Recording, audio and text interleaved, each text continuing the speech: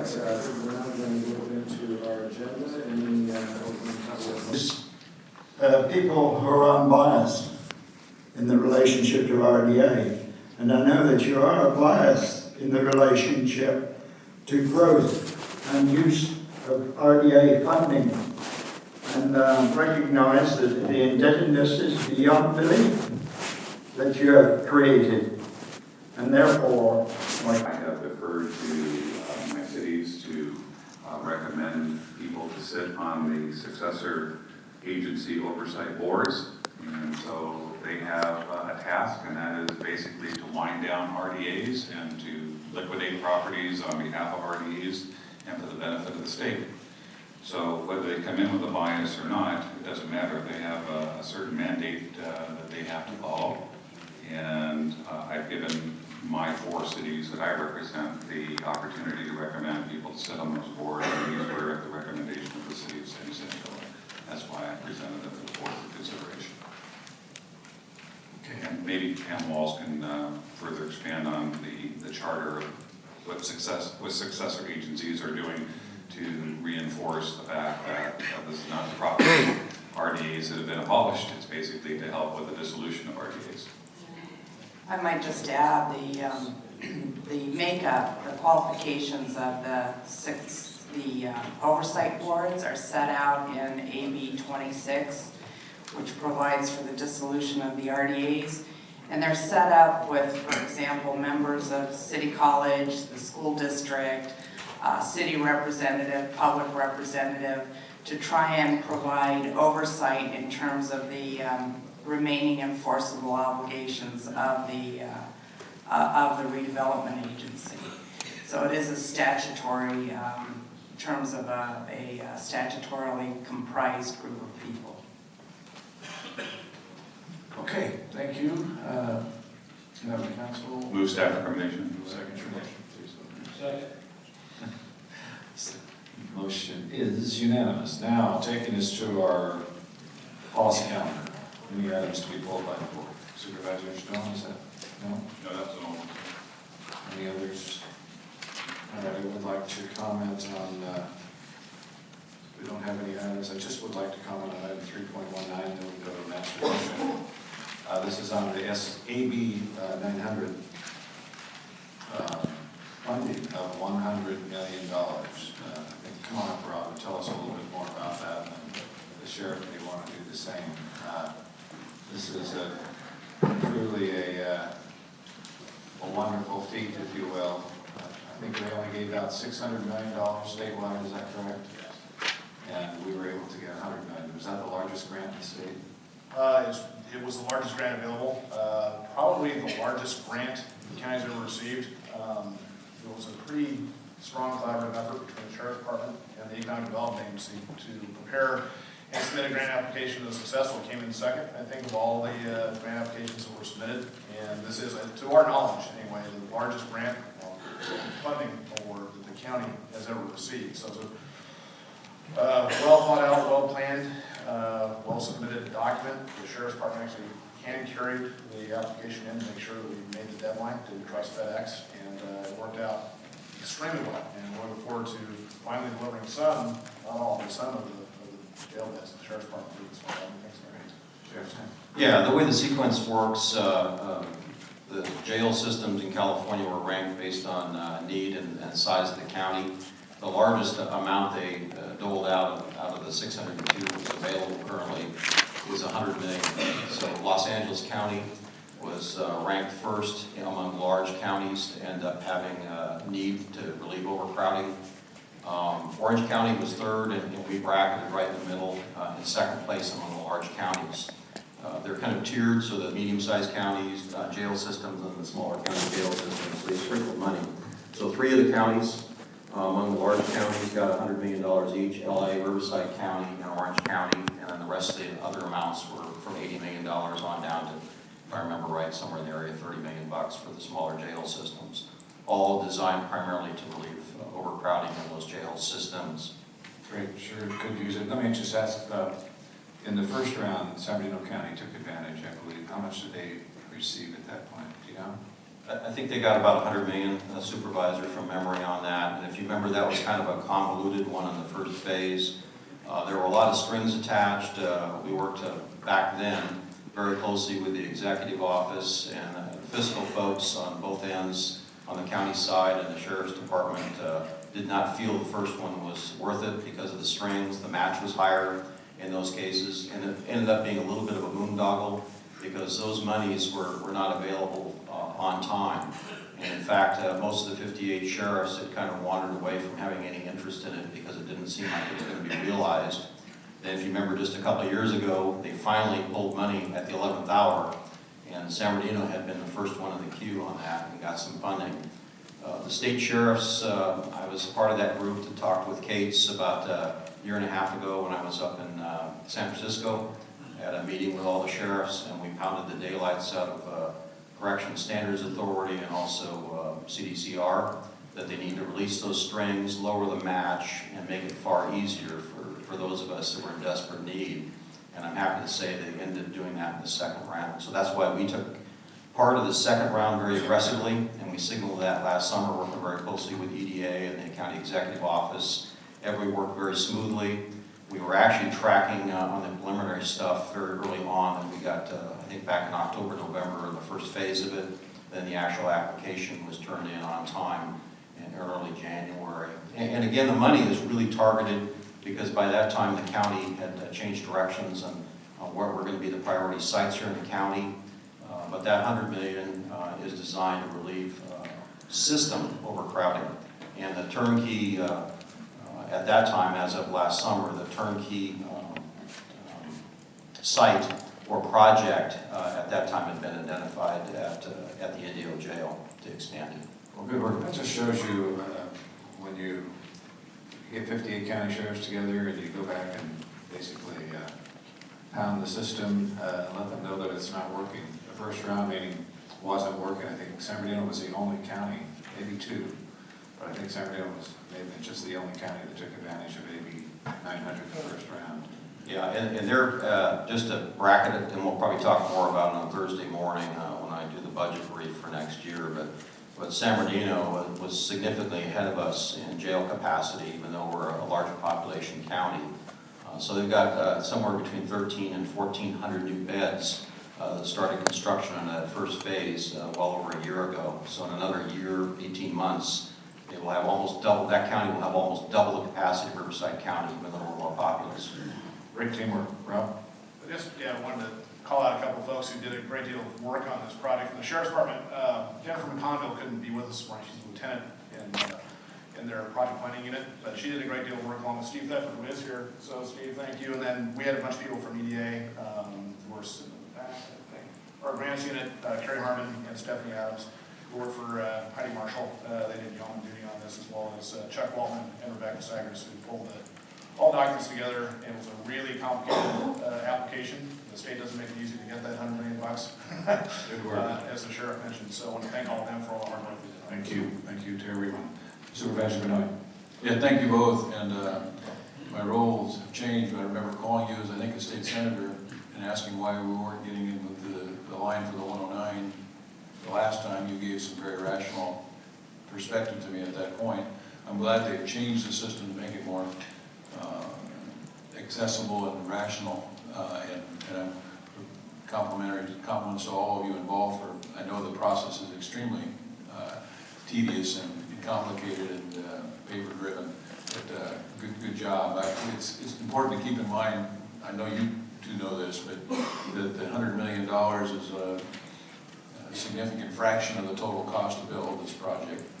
And then the whole price of the project will spend more than all of that in the first 3 years of operations, but we're going to operate it forever. So while it seems like a generous contribution from the state, it's really just a small down payment on the costs that they have pushed down again to the county to maintain the state prisoners in county facilities. And it's, you know, when you hear about a 90% grant and $100 million given to the county of Riverside, let's put that in perspective there. It's a small down payment on what they've forced us to take over from their responsibility. That being said, we have to do it, so it's good that we got the grant, and I appreciate the work. I know we're still in the planning phases, I know we're not there yet. I I would reiterate something I said earlier, that I'd like to, as we move to this larger facility in the eastern part of the county, and I don't know if I'm going to do a formal letter to make a formal change, but I'd like to refer to it as the Eastern Detention Facility, similar to the terminology we use for the Southwest Detention Facility.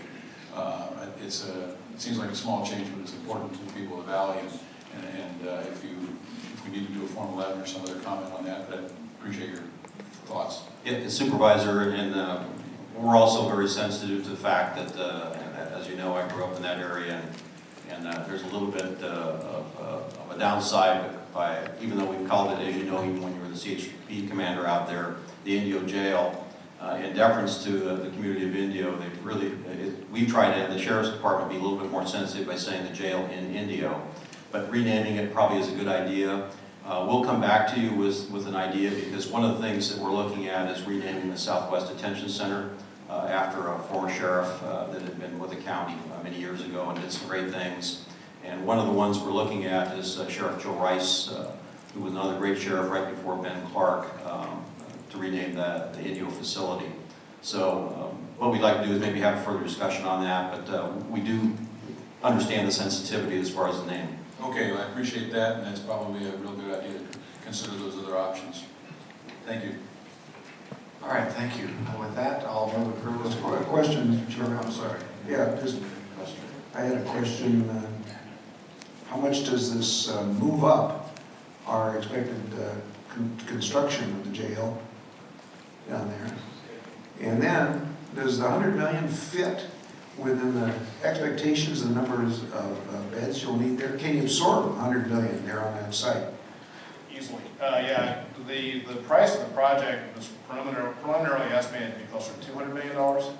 We will not have a problem meeting the 10% match requirement. On the contrary, we will vastly exceed it. They are always complicated projects. There's a 6-year performance. That's why the state provided a 6-year performance time frame, for the grant. We will be done sooner than that. We have obviously a pressing need, which the Sheriff has articulated on numerous occasions before, so we will deliver it as quickly as we possibly can. So it really helps to move up the schedule by what, a couple of years? We had not had this grant. It not only does it move it up a little bit, it also puts a time pressure on us. It gives us an outside performance deadline that we absolutely have to meet. The Sheriff can tell you more about the need, but certainly it does. I think it will have the effect of accelerating the decision-making process and the construction timelines. Yeah, clearly, Supervisor, and you've heard me talk a number of times, we need extra jail beds here yesterday. So this will make a significant dent, but I think all of you understand the size and the magnitude that we're behind in this county. We're going to be building additional jail capacity beyond that.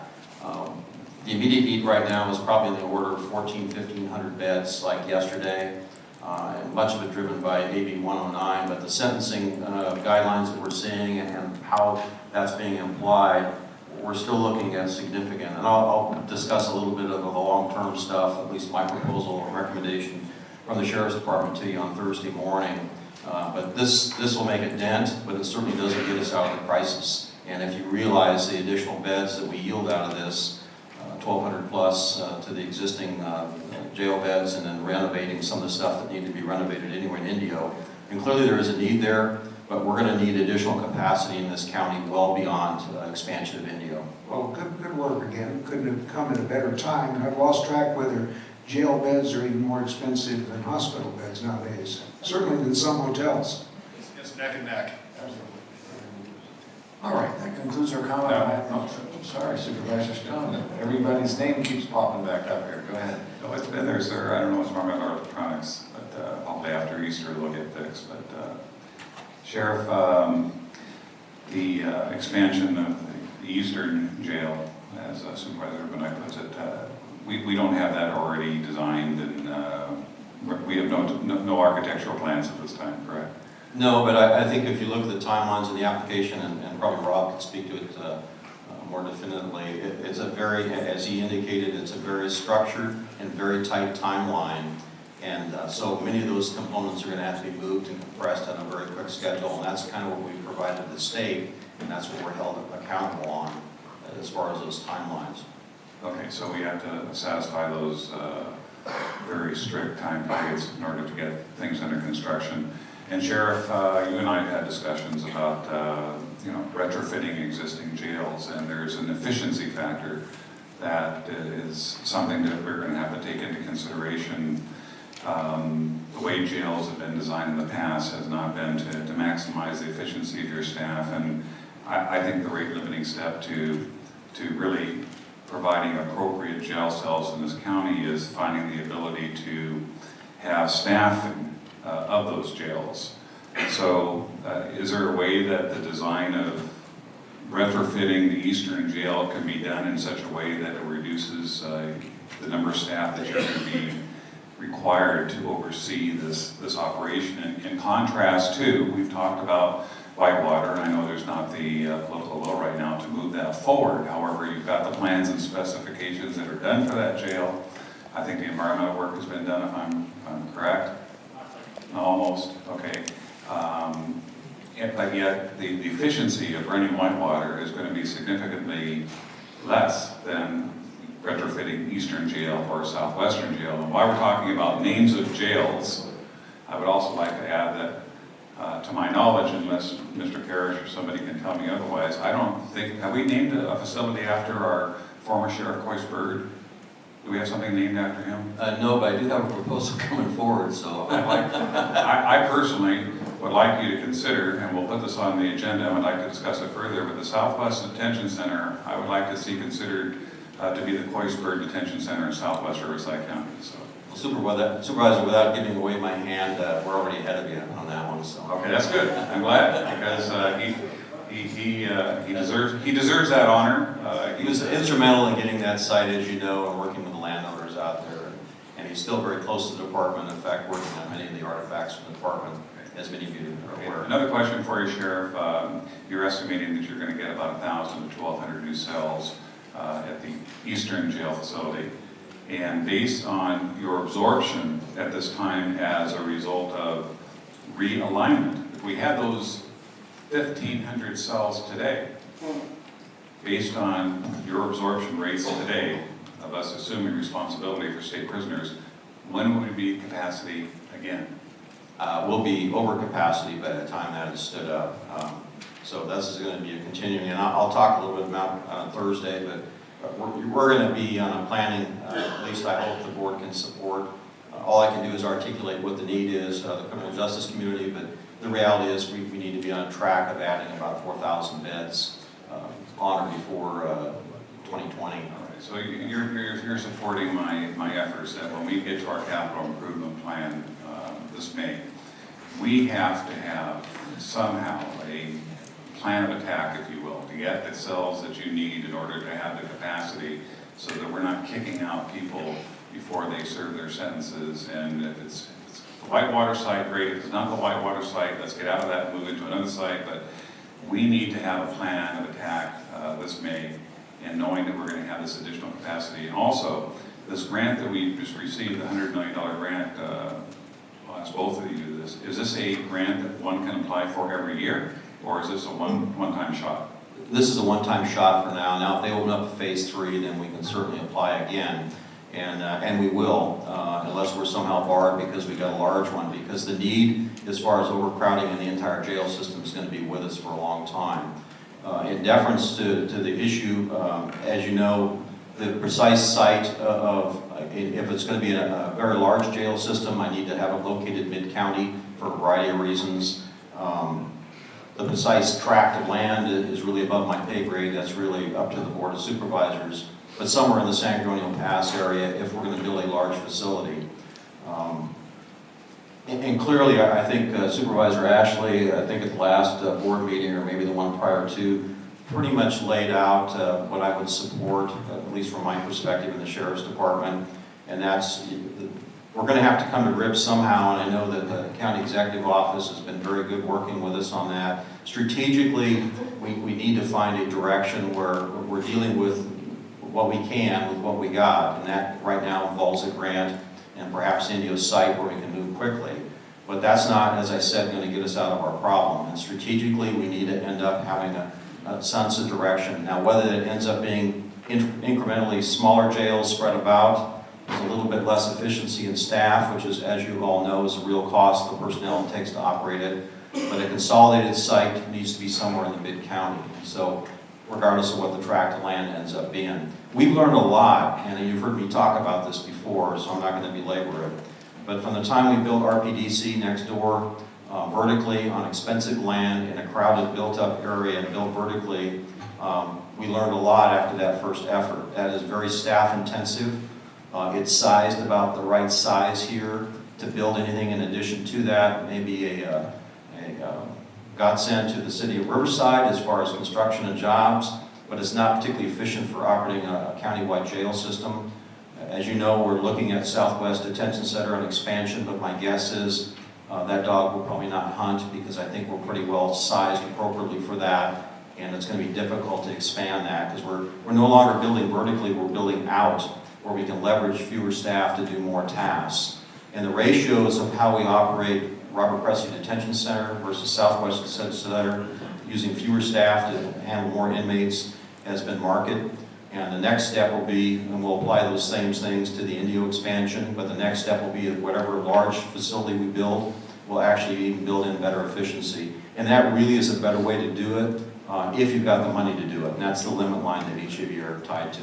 Well, I'll just make this commitment to you, Sheriff, that I agree that we have to have the expanded capacity that you're talking about today. And if I'm fortunate enough, the citizens give me an opportunity to be here for another 4 years, I want you to know that it is my top priority in my legacy term to ensure that when I leave office that we have those additional jail cells for the betterment and public safety of this county. So I look forward to working with you and my fellow colleagues on this board.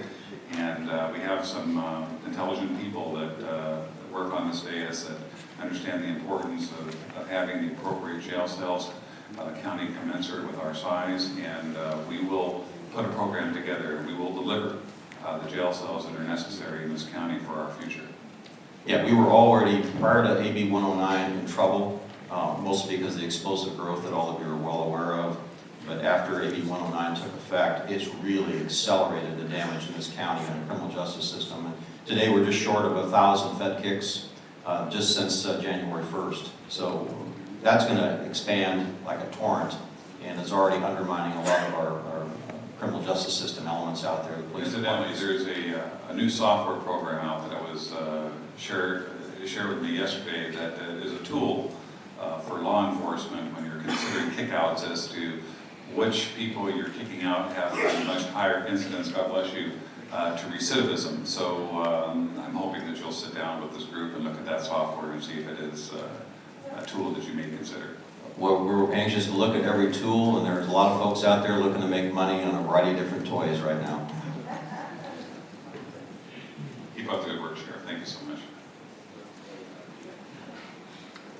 Okay, Supervisor Ashley. Yeah, thank you, Mr. Chairman. Just like to comment on this is, and Sheriff Smith said, I think with the plan we have is we have to get Indio built as quick as we can. If there have to be some other, smaller fixes we can do around the area, fine. But then we have to get, our planning to keep going and on a mid-county detention center. We have to do that.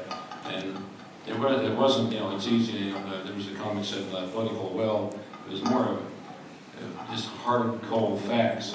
We did not have the money nor the time to get that mid-county detention center going to where we could deliver beds in a meaningful period. And the Indio is going to be much faster and much more efficient, particularly with a $100 million grant. But we should get that done as quickly as possible. We have to, when we do our capital plan, we've got to put the mid-county detention center back front and center. And at that time, if there's a better location to find it, we'll find it and we'll use it, just like you said. But I think we have a superior site now. If there may be a better one out there. If it is, we'll find it. If not, we have to keep our planning going and be able to believe this. But here's the thing people remember. It's going to cost $300 million to build Whitewater right now. You get the same number of beds you get in Indio for $200 million plus a $100 million grant. Plus, it's going to be several years faster because of all the lawsuits and all the concerns expressed by the by the many people in the desert about the location of the whitewater facility.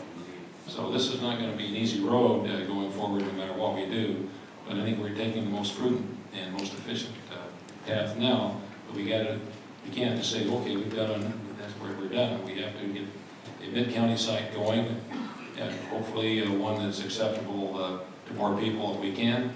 If not, we still need that site. Supervisor? Yes, thank you.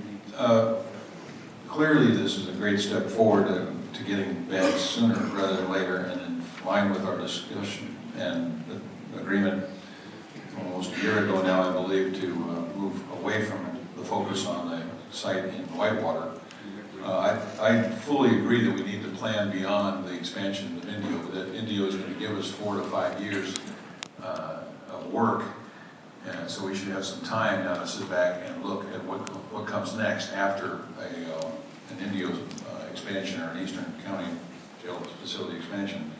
I agree full-heartedly that if we can do it, we ought to be looking in the past somewhere. Obviously, there was a great deal of opposition to the location. The deciding factor in backing away at this time was the finances, but that opposition will be there. So we need to take a good look at it. And then also, because of its location, and maybe others would have the same problem, but when you're looking for a piece of land that large, it's generally a long ways away from existing sewer, water, utilities, et cetera, which was part of the driving cost of that facility. So the point is that we're moving forward on a good plan for expansion. It'll get us beds much less expensively and much sooner than the other plan would have. But it's not the end of planning. We got to begin immediately planning for the next step and figuring out where we can all agree is the place that something in the mid-county area would happen. All right, Supervisor Stone. Just one last comment, Mr. Chair. Thank you for recognizing me. I want to remind the board that originally we were going to be funding the ultimate jail facility with tobacco tax money. And we bonded, and we received over $300 million for that purpose. Of course, after we were the beneficiaries of these dollars, the economy went upside down. We had a window of opportunity to buy what is now the district attorney's building that was originally going to be a private sector building. It was a good deal to buy that building and pay cash for it at the time. We avoided prevailing wage in buying that building since we weren't the ones that contracted to build that building. That building today is probably worth $150 million. We bought the building, the bank building across the street for I think approximately $80 million with the same pot of gold. So we have about $230 million that was originally destined for constructing a new jail that has now been diverted but can be tapped.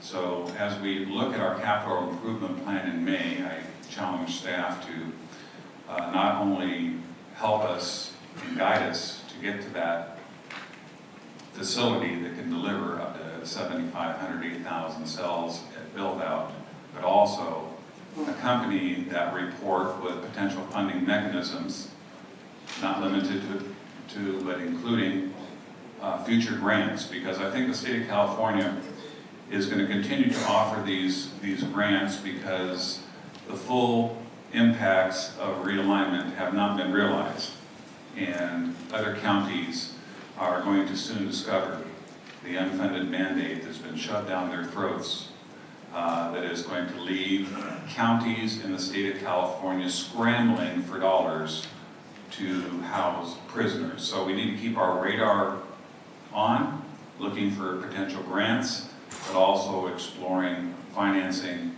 modalities that will allow this county to move these projects forward. Not only do we need the facilities, but if you're expending $300 million on a first phase of a mid-county jail,